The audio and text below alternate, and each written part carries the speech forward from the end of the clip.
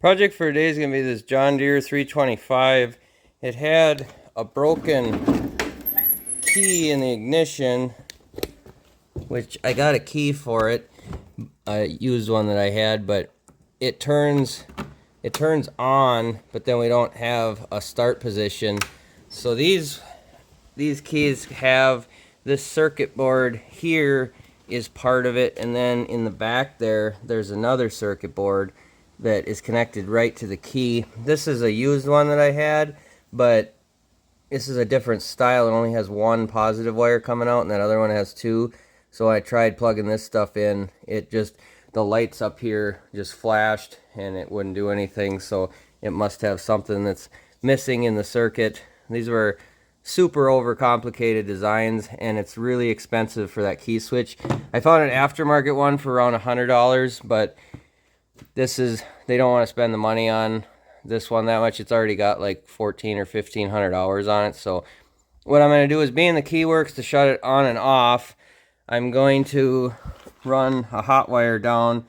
Well, not a hot wire, but it'll be on a switch where we'll power this wire, and that'll power the starter to start it. Because right now you can jump this terminal here to this terminal and it'll spin over and it'll start the engine and everything. So we're just going to bypass that part of the key switch and run to this trigger wire. You don't ever want to switch the hot lead. You don't want to run that through a switch, because you'll burn up the switches most of the time, unless it's an actual push button switch that's designed for that much amperage. But this is just a trigger wire. It's what signals the solenoid to kick everything in gear. So this one does not take very much for amperage. So I'm gonna run a wire from here up to the dash, and we'll put a push button switch on it, and then we'll use it that way. So I think what I'm going to do is I'm going to drill a hole right next to the key switch here, and then we're going to put this switch, I'm going to put the switch in there. This is just a push button momentary switch with just two terminals. So I've got a drill bit here that I think is the right size for that to go through. So we'll got to be careful because there is stuff behind it.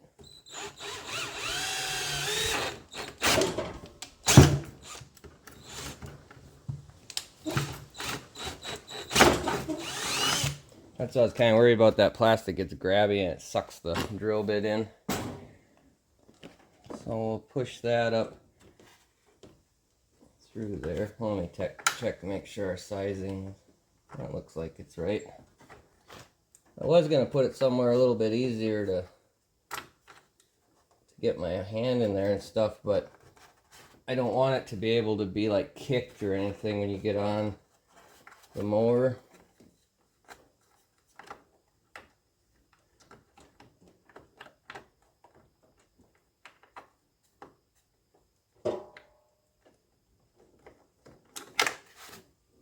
It looks like we're going to need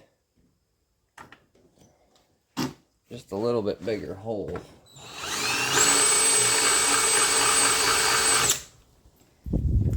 Might just have a burr back there. So I got it through here, but this switch it's actually made, I think, to go through sheet metal. And this plastic is a little bit thick, so I had to kind of tapered the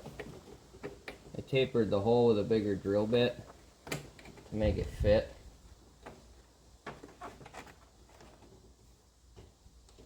So now I can't really get a wrench on the nut, so I'm just tightening it with the Leatherman.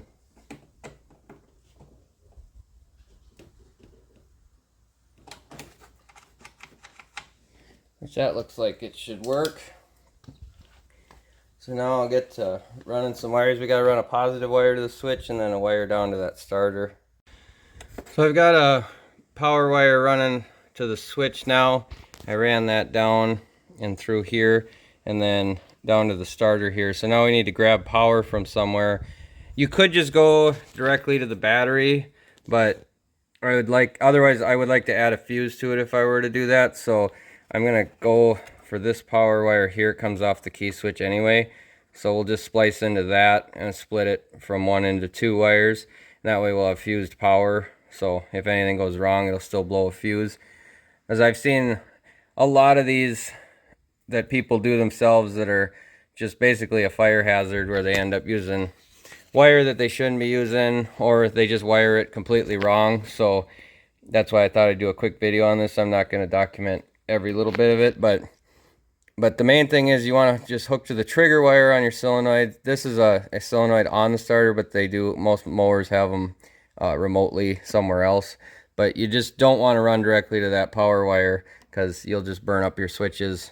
Even if you get one they do make rated switches for that, but it's still better to do it this way, and that way you're running through a fused power source and you just don't have to draw that much amperage. The amperage comes through this bigger wire than when you're running it this way.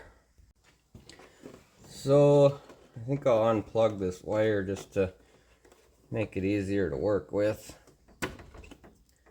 This is a doubled up one, so we'll just go somewhere in here, halfway down or so, and I'll snip it. Then we'll strip each end. It is a good idea to unhook the battery when you're doing stuff like this, but I did not do that. So then I'm just gonna butt connector the one end, and then I'll put 2 wires in the one connector on the other side of it.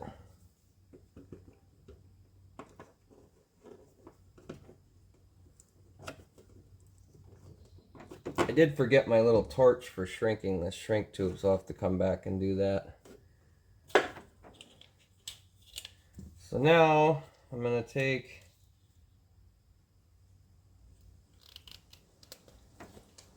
some of this new wire I've got. We'll wrap it around here a little bit. Put that in here.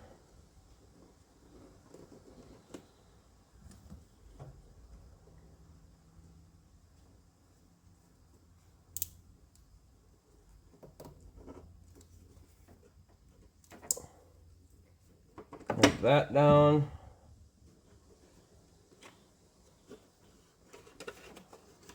And we'll plug this wire back in.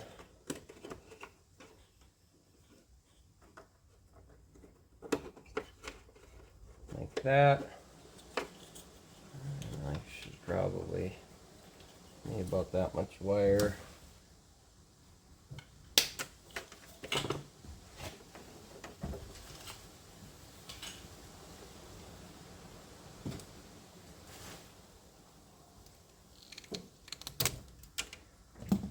Strip that one, and I've got a spade connector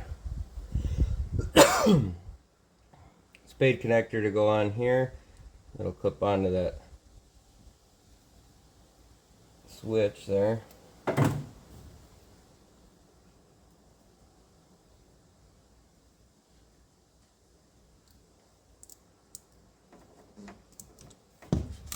I always like to make sure you tug on them to make sure they're good and solid on there. I've had a few where you crimp them and it pops back off of there. Trying to run it underneath this stuff so it doesn't get caught on anything.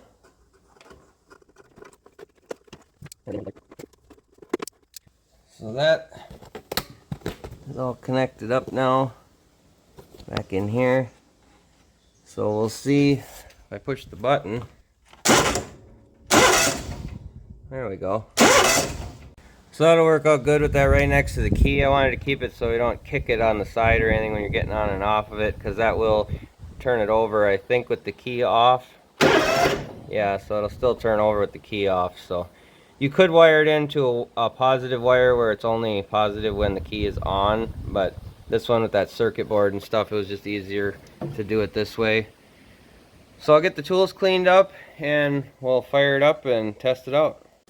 So I got the tools cleaned up. We'll make sure this thing fires up for us. That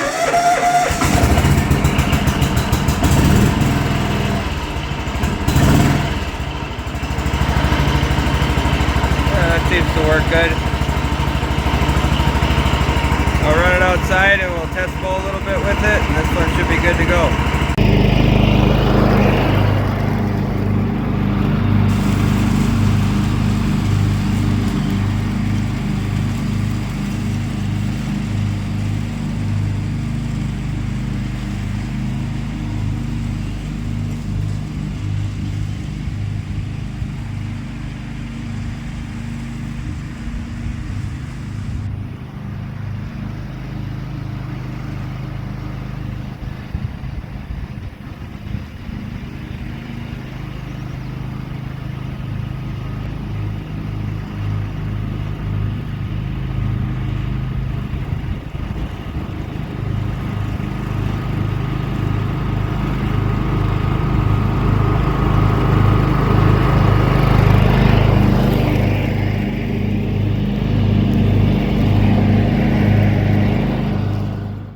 I spooked up a little baby rabbit while I was mowing.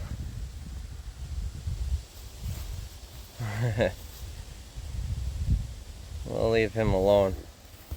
Well, everything seemed to work fine. I do need to get this back to my shop and do a service on it here at some point, so you'll probably be seeing this one again. But the push button start is working good, so as long as that key switch keeps working, we might have to end up replacing the key still at some point, but that'll save them some money for a while, and then it's easy to just convert it back by just plugging that wire back in if we had a new key switch. So it's not something that can't be undone. But that's going to do it for this one. If you like this sort of thing, like the videos and subscribe to the channel, and we'll catch you on the next one.